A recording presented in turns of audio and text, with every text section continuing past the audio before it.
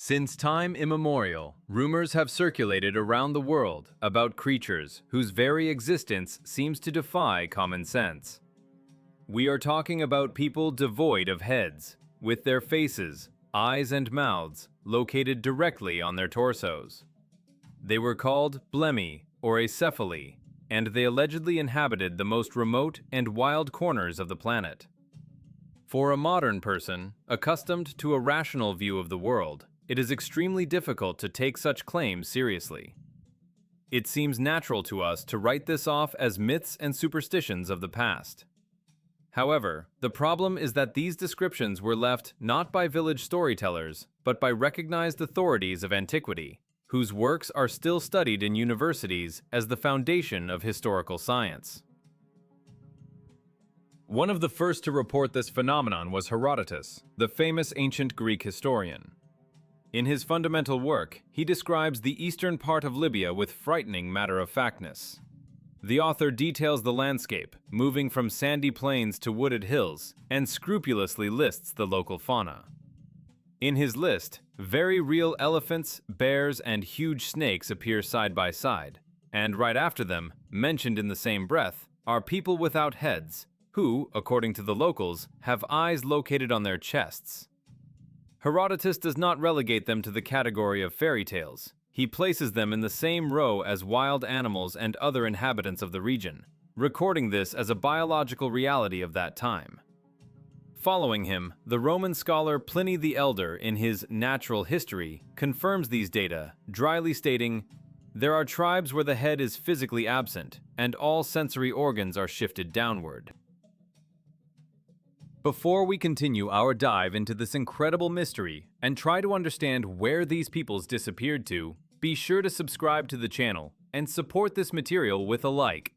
Ahead of us lie facts capable of overturning our understanding of the past. After all, if such titans of science as Herodotus and Pliny described these creatures as part of objective reality, a legitimate question arises. On what grounds do we consider this a mistake? Could observers capable of accurately describing the habits of elephants and the geography of rivers have suffered from the same mass hallucination for centuries? Of course, modern science tries to find simple explanations for this, but they crumble as soon as you look at the details more closely. Skeptics, when faced with such historical evidence, usually rush to offer the most comfortable and rational explanation that fits within the framework of a modern worldview. The most popular theory states that ancient travelers simply fell victim to an optical illusion or their own rich imagination. It is argued that explorers might have encountered certain African tribes wearing specific military gear or ritual costumes. Imagine a warrior whose head is hidden behind a high structure on his shoulders, or a shaman in a huge mask covering his neck and face, with terrifying eyes and a mouth painted at chest level. From a distance, in the haze of the hot desert air, such a silhouette could indeed look like a headless person. It would seem the riddle is solved. It is merely an error of interpretation, a cultural misunderstanding that turned a simple masquerade into a biological species. However, this tidy theory begins to fall apart if we turn to the context of those same ancient texts. The fact is that authoritative authors describes not only headless people. The same scrolls and manuscripts contain detailed information about creatures whose anatomy cannot be explained simply by strange clothing. For example, they mention sciapods or monopods, people possessing only one but gigantic leg. Ancient sources claim that these creatures moved in jumps with incredible speed, and while resting in the scorching heat, they lay on their backs and raised their single huge foot upwards, using it as a natural umbrella against the sun. Here, the costume argument hits a dead end. One might mistake a mask for a face, but how can one mistake a person on two legs for a creature hopping on one limb? What clothing or ritual dance could imitate such a body structure and method of movement so convincingly as to deceive an observer? Moreover, other forms of life were described. For example, Himantopades, whose legs resembled the paws of animals, or satyrs, whom the Romans considered not mythical spirits but a very real forest people leading a nocturnal lifestyle. Pliny the Elder and his contemporaries recorded their habits, social structure, and habitats with the same seriousness with which they described the habits of lions or elephants. A legitimate question arises. Do we really believe that the greatest minds of antiquity, generals who conquered half the world, and scientists who laid the foundations of astronomy and architecture, were so naive? Could people capable of designing aqueducts and ruling empires fail to distinguish a carnival outfit from a living creature for centuries? To suggest that hundreds of travelers over centuries mistook clothing for a physical mutation is to deny our ancestors basic powers of observation and common sense. Ancient historians knew perfectly well what armor, helmets, and masks were, and they were unlikely to confuse man-made objects with natural anomalies. The texts clearly distinguish between descriptions of people's clothing and their physiological features. When they wrote "eyes on the chest," they meant anatomy, not a drawing on fabric. If we assume that this is not a collective hallucination, and not an error in describing costumes, then a picture opens up before us that is frightening in its scale. After all, reports of such creatures were not limited to Africa alone, or local legends of desert nomads. The geography of this phenomenon was so vast that it forces us to think about the global distribution of this species in the past. Evidence of them came from the most diverse corners of the globe, from humid jungles to mountain peaks, creating a unified picture of a world that was far stranger and more diverse than we are used to thinking. If ancient geographic maps could contain inaccuracies and continental boundaries in the minds of past scholars were often blurred, the descriptions of the inhabitants of these lands remained strikingly consistent. A curious fact: in some old editions of natural history, there are notes that in deep antiquity, the territories we now classify as Africa were considered part of Asia. This confusion with names may point to something more than just a cartographic error. Perhaps this is evidence that the habitat of mysterious creatures was not limited to one continent, but extended in a huge belt across the entire Eastern Hemisphere, ignoring borders drawn by humans. We find confirmation of this by turning to cultures that developed in complete isolation from the Greco-Roman world. If Herodotus's stories could be written off as local African folklore, how do we explain similar testimony on the other side of the world? In the ancient Indian epic, the Ramayana, which was created thousands of kilometers from the Libyan desert, the demon Kabanda appears. The description of his appearance causes instant recognition. This is a creature without a head, whose single eye was located in the middle of his stomach, and a huge mouth and long arms completed the terrifying look. The text states that he was cursed to remain in this form until meeting the hero Rama, but the anatomical scheme itself, a face on the torso, is identical to Western descriptions.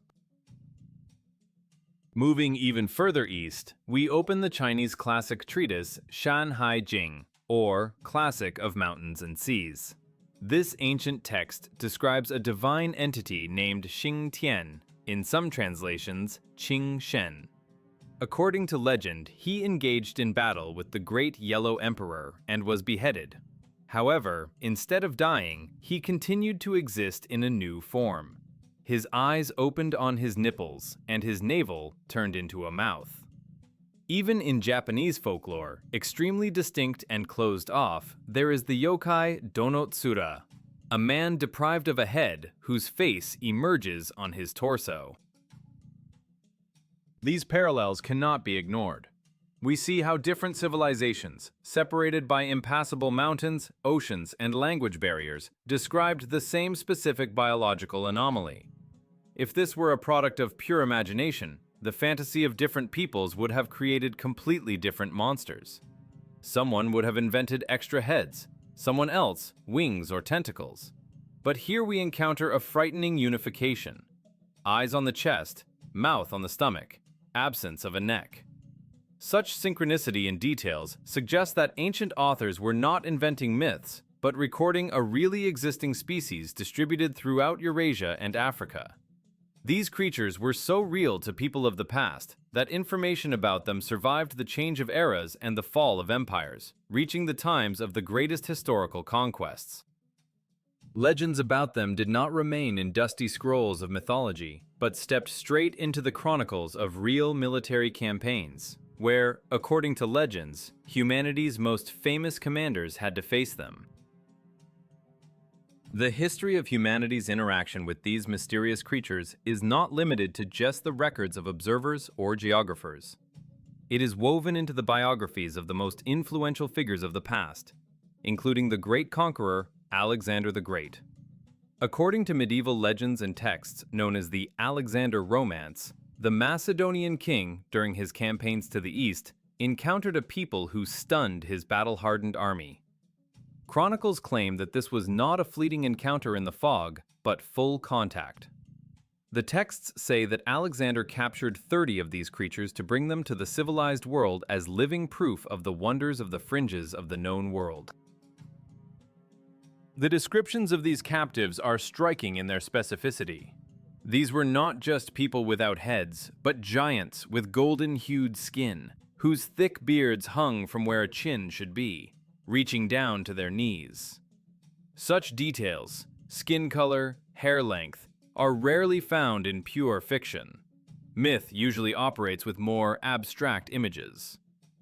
This story became firmly established in the European consciousness, migrating to authoritative medieval encyclopedias and manuscripts, such as Wonders of the East, or the famous Book of Monsters, Liber Monstrorum.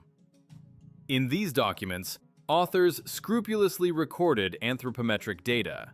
The height of headless people was indicated in the region of 3.5 meters, and the shoulder width exceeded 2 meters. Exact coordinates of their habitat were also indicated. For example, an island in the Brisone River in Ethiopia, which gave the legends the weight of geographical fact. Later, in the High Middle Ages, the English traveler Sir John Mandeville, whose works served as a handbook for many generations of explorers, added new touches to this portrait. In his records, he placed these creatures on islands between India and the territory of modern Myanmar. Mandeville described a whole variety of species. Some had eyes located on their shoulders and a mouth in the center of the chest. Others had their face completely shifted to the torso. This no longer looked like a description of one random freak, but resembled a report on an entire population with its own biological variations. Even when theologians and moralists entered the scene, such as Conrad Lecosthenes, the reality of the existence of these creations was not questioned. Conrad and his contemporaries tried to make sense of the phenomenon through the prism of religion, explaining the frightening appearance of headless people as a result of a curse for the sins of their ancestors. They believed that physical deformation was a mark of degeneration, but at the same time depicted them as flesh and blood, mortal beings living in the same physical conditions as ordinary people. Thus, even the Church recognized them as part of earthly creation, albeit distorted. One might assume that with the advent of the Renaissance and the arrival of the era of rationalism, these stories would melt away like morning mist, giving way to accurate maps and scientific skepticism. However, paradoxically, exactly the opposite happened. The further explorers advanced, the more detailed and persistent the testimonies became. It would seem that with the onset of the Age of Discovery, when white spots on maps were rapidly filled with precise continental outlines, old legends should have died. Rationalism and the scientific approach characteristic of the new time left no room for fantasies. However, paradoxically, the myth of headless people not only did not disappear, but found a second wind, moving from dusty European libraries to the jungles of the New World. Serious researchers, upon whose reports the colonial policies of empires were built, continued to insist on the reality of these creatures with frightening persistence. The brightest example is the figure of Sir Walter Raleigh, an English courtier, poet, and traveler, a man of sharp mind and broad horizons. In 1596, he published his famous work, The Discovery of Guiana, which was not a collection of fairy tales, but a detailed report for the Queen and investors. In this document, Raleigh describes with full seriousness a tribe called the Panoma. According to his data, these people lived on the banks of the Cora River in South America. Raleigh claimed that their anatomy exactly repeated ancient descriptions: eyes on the shoulders, a mouth in the middle of the chest, and long hair growing straight from the back, replacing the absent head. It is important to note that Raleigh himself did not claim to have seen them personally, showing the honesty of a researcher. However, he was absolutely convinced of their existence, based on the total certainty of the local population. He wrote that every child in the provinces of Aroma and Kanuri knew the name of this tribe and the details of their life as well as they knew the names of neighboring villages. For Raleigh, this was proof. It is impossible for an entire people, young and old, to support the same senseless fiction without a real basis. Moreover, he cited the testimony of a Spanish traveler who, unlike the Englishman, allegedly met the Panoma face to chest. These reports were taken so seriously that they migrated to the main navigational documents of the era. Cartographers of the 16th and 17th centuries, such as the famous Jodocus Hondius, did not just draw monsters in the margins for beauty. In 1598, Hondius included images and habitats of headless people in his maps of Guyana and North America. They were marked on par with gold mines, freshwater sources, and trade routes. This creates an amazing historical paradox. People who risked their lives in transatlantic voyages, pragmatic captains and greedy conquistadors, looked for these tribes, expecting to meet them just as they expected to see jaguars or parrots. Such resilience of information, passing through millennia and oceans, forces us to discard simple irony. If this is not mass insanity that gripped the best cartographers and admirals of Europe, then we have to admit, they saw something that does not fit into our biology textbooks. But where could such creatures have come from? Evolution does not create such forms naturally. And here, stepping away from dry facts of observation, we are forced to step onto the shaky ground of frightening theories, capable of explaining the impossible origin of these peoples. Perhaps the answer lies not in nature, but in someone's evil intent or forgotten technologies of the past. If we dismiss the idea that ancient maps and chronicles are a collection of ridiculous tales, and accept the existence of these creatures as a given, we face a wall of biological impossibility. Evolution is a slow and sequential process. Nature does not rearrange vital organs just like that, and does not remove entire sections of the skeleton, such as cervical vertebrae, while maintaining the viability of the species. The appearance of an entire people without heads, with faces on their chests, contradicts all known laws of natural selection. And here, at the intersection of history and biology, the boldest and most frightening hypothesis arises. What if the Blemmy were not a creation of nature, but the result of intelligent intervention? Modern medicine knows rare genetic failures in which a person is born with a head literally grown into the shoulders, or with serious spinal deformities creating the illusion of no neck. However, these are isolated, often non-viable cases. For such an anomaly to become fixed and passed from generation to generation, becoming a trait of an entire race, a colossal adjustment of the genetic code is necessary. And if we turn to the most ancient texts, preceding even antiquity, we find hints that similar experiments had already been conducted on Earth. Many sacred scriptures, including apocryphal books and Old Testament traditions, tell of times before the Great Flood, when the world was completely different. Texts mention that sons of God, or fallen angels, descended to earth and began to violate the laws of creation. It is said that all flesh had corrupted its way. Usually, this is interpreted as moral decline. But what if it referred to biological perversion? Legends about the creation of chimeras, giants, and monstrous hybrids may be a distorted memory of a high-tech era when owners of lost knowledge engaged in reshaping the genome of humans and animals. Imagine for a second that in deep antiquity there was a civilization possessing tools analogous to our CRISPR or even superior to them. Perhaps headless people were a specialized caste, biorobots of the past created for specific tasks. The absence of a vulnerable neck could be an advantage for warriors or heavy laborers. Or conversely, they were victims of failed experiments, genetic trash thrown to the periphery of the known world, into the wildlands of Libya and Asia, away from the eyes of their creators. This theory explains their giant stature, strange skin color, and widespread distribution. These were not different evolutionary branches, but products of one global program that went out of control. Perhaps it was the abundance of such artificial, incorrect life forms that caused the global cleanup known to us as the Flood, an attempt to wipe the results of forbidden genetics off the face of the Earth. But even if we assume that these creatures were a real, albeit artificial phenomenon, there remains another, more cynical option. What if their image was used not to describe reality, but to replace it? What if monsters were created not in test tubes, but on paper, pursuing very concrete political goals?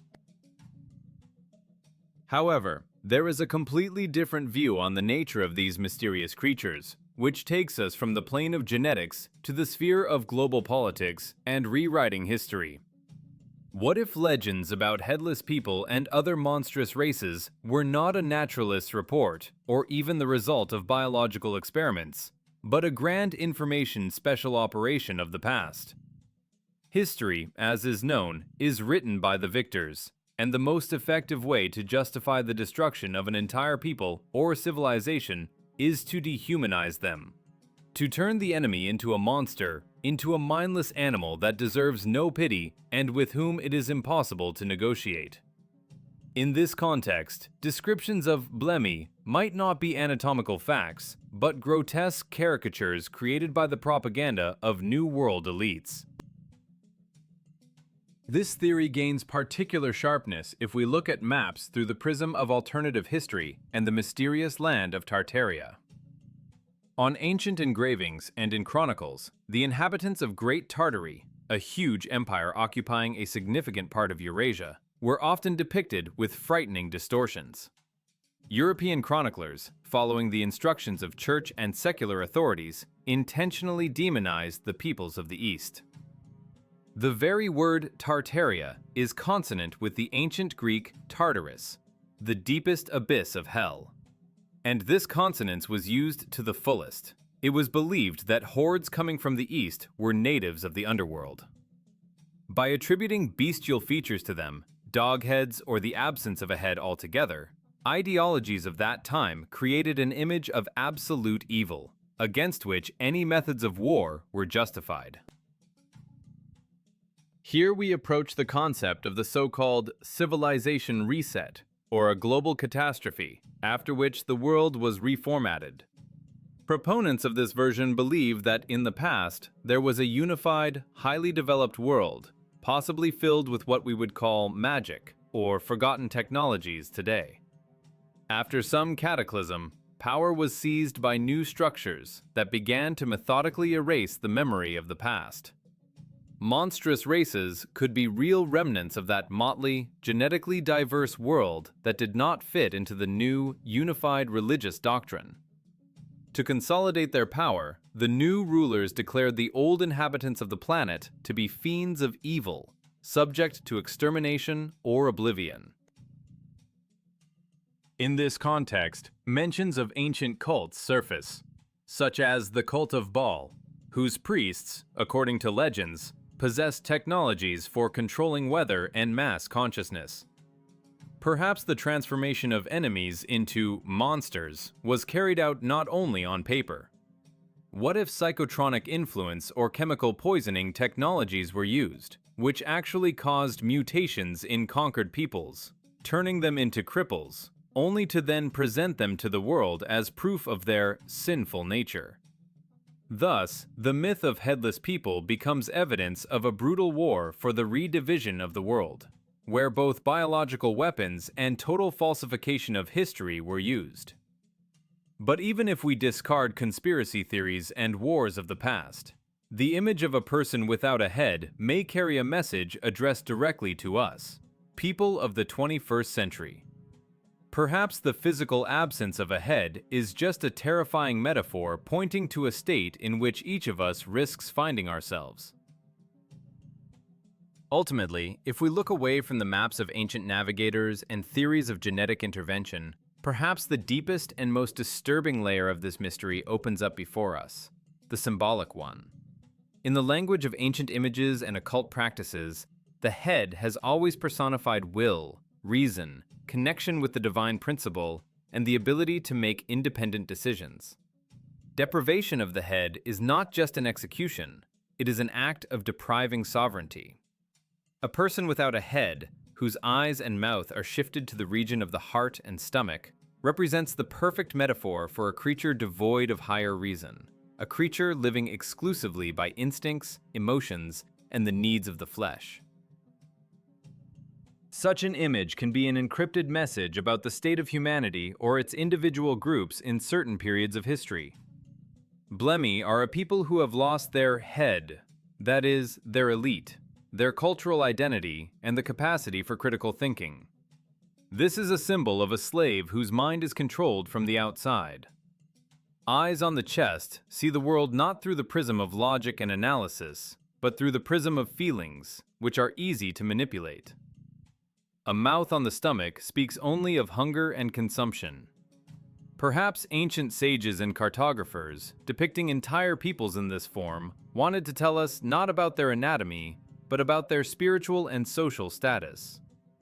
This is a warning about how easily an entire civilization can be beheaded and reformatted, turning into an obedient mass devoid of subjectivity. Summing up our investigation, we find ourselves at a fork of two equally frightening paths, and choosing one of them is not easy. Either we must admit that our planet in the past was home to life forms that completely refute modern biology and the theory of evolution. This means that somewhere in the sands of time lies the truth about genetic experiments, ancient technologies, and races wiped off the face of the Earth by a global cataclysm or intentional cleanup.